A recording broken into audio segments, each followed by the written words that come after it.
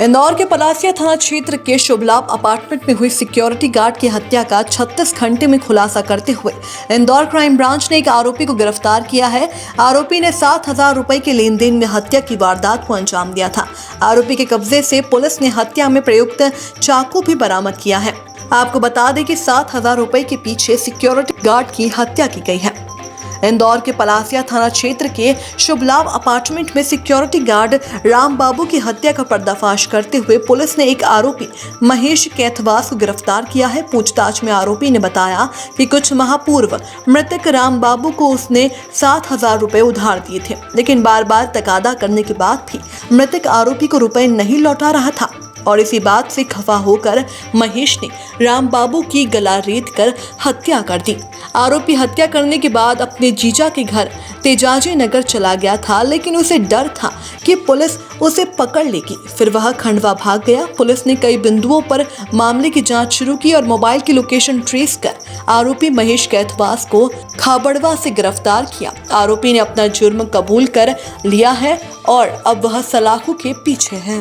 Bureau report SBN news network. 22 तारीख की शाम को करीब 10 बजे सूचना मिली थी कि थाना पलासिया क्षेत्र में शुभ लाभ अपार्टमेंट में गार्ड के कमरे में एक हत्या हुई है।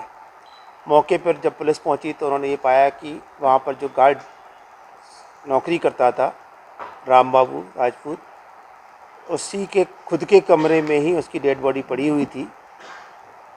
उसके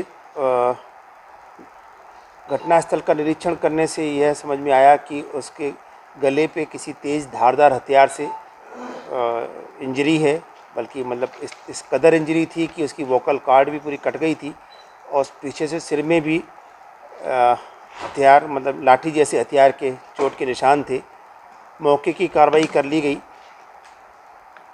घटनास्थल पे कुछ विशेष ऐसा एविडेंस नहीं मिला था जिससे कि कुछ पता चल सके कि ये किसके द्वारा घटना घटित की गई है। पूरी तरह से ब्लाइंड मर्डर था।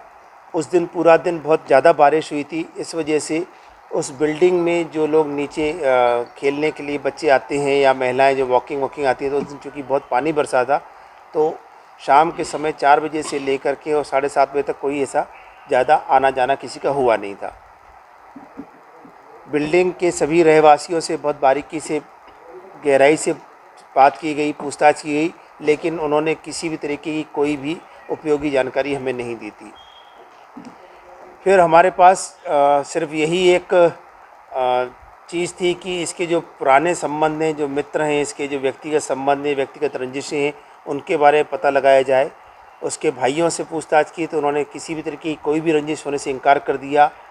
मृतक मूलतः रायसेन का रहने वाला था और यहाँ सिर्फ 1-1.5 महीने पहले ही इस बिल्डिंग में नौकरी पर आया था गार्ड की ड्यूटी पर। वो बबलू सिसोदिया नाम की एजेंसी के मार्फत आया था।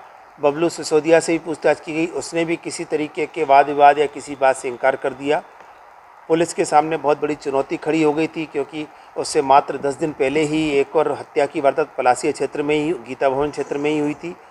इसलिए इसको बड़ी गंभीरता से लेते हुए वरिष्ठ अधिकारी के मार्गदर्शन में DIG साहब के जो भी निर्देश प्राप्त हुए, उनके पालन में additional SP zone 1 Jaiveer Singh Bhadauria और additional SP crime Rajesh Dandotia को सभी तरीके के प्रयासों को गंभीरता से कराने के लिए उनको निर्देश दिए गए। दोनों अधिकारियों ने टीम के साथ काम करना शुरू किया। तो इसमें यह जानकारी मिली कि जो एक पहले गार्ड उसी बिल्डिंग में काम करता था, मुकेश कैथवास, वो इसके पास कभी कभी मिलने आता था। बस इतनी ही जानकारी मिली थी, उसी को आगे बढ़ाया गया। मुकेश कैथवास का पता लगाया गया तो वो अपने घर पे नहीं मिला। फिर उसके भाइयों को लाया गया तो उन्होंने भी कुछ नहीं बता पाए वो कहाँ है। इससे पुलिस का शक और पुख्ता हुआ। उसको लगातार उसका पीछा करते करते कल उसको खंडवा के पास से गिरफ्तार किया गया है और उसने घटना कबूल की है और उसके पास से हत्या में प्रयुक्त चाकू और अन्य एविडेंस भी जब्त हो गया है।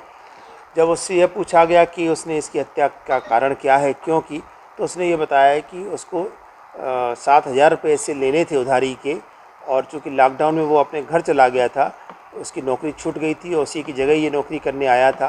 तो ये चाहता था कि 7,000 रुपये मृतक उसको दे दे। उसी लिए कल वो करीब 1 घंटे उसके पास बैठा रहा, चाय भी पी दोनों ने साथ बैठ करके।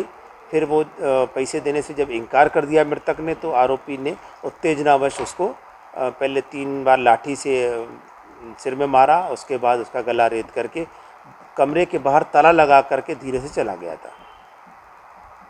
ऐसा क्या कारण रहा कि इस पर ये दहशत को गलत नहीं किया? अब इसमें तो यही कह सकते हैं कि उस समय जो उसके ऊपर खून सवार हो गया था, इस वजह से उसने इसमें कोई कसर ना रह जाए कि वो ज़िंदा ना बचे, और उसको यह एहसास नहीं था कि इतनी जल्दी वो पुलिस की पकड़ में आ जाएगा। इसका अभी तक तो कोई रिकॉर्ड नहीं मिला है, लेकिन फिर भी हमने सभी थानों में मैसेज कर दिया है। जहाँ का वो रहने वाला है वहाँ से भी, खंडवा से भी हम जानकारी ले रहे हैं, यदि होगा तो आपको बता दिया जाएगा। आरोपी पहले इसी जगह पे गार्ड की ही नौकरी करता था।